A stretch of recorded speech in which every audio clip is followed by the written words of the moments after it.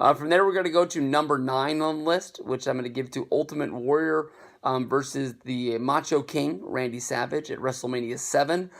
This was a career versus career match where basically loser leaves town. One of these guys was going to be forced to retire. The build-up happened to this was basically at the Royal Rumble.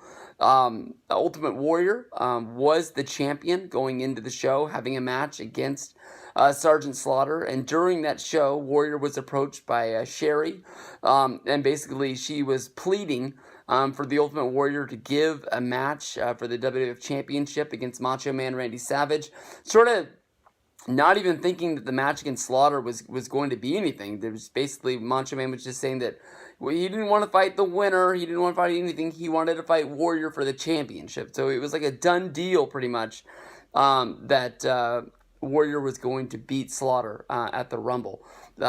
Warrior ended up turning Savage down. I honestly can't remember the terms of why he did it. It doesn't really seem like that much of a babyface thing to do, to turn down an open challenge like that, but Warrior did it. And during the Rumble title match, Savage came running down and smashed his Royal Scepter over Ultimate Warrior's face, causing it where Sergeant Slaughter got the win. I've made videos about this in the past, basically talking about that I was watching this on Scramble Vision, meaning that I didn't order the pay-per-view, but because before we had the cable the way it is now, where you could just turn the channel and the picture wouldn't come in, but you'd be able to hear it like a radio broadcast. And I just couldn't believe that they were announcing Sergeant Slaughter, the WWF champion.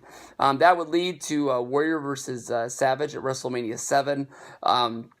Because of the cost of costing the Ultimate Warrior his championship, the career was put on the line. So this was a big deal to me, as a wrestling fan. I don't think I had seen a career versus career match or a loser leaves town match of this sort of,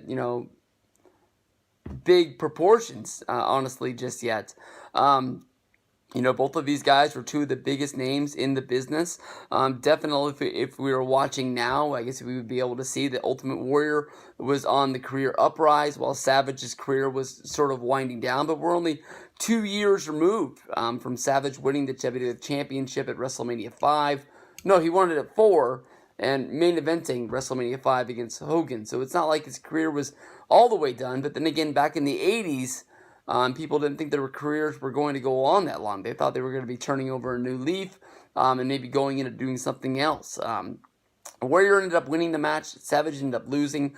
This would, of course, set up, Sherry turning on Savage. And then we also had Macho Man get a welcome back from Miss Elizabeth, who came running down to run off Sherry, who was beating up Savage after the match. So this led to a really feel-good moment, which would lead to SummerSlam 1991, where Warrior would team up with Hogan.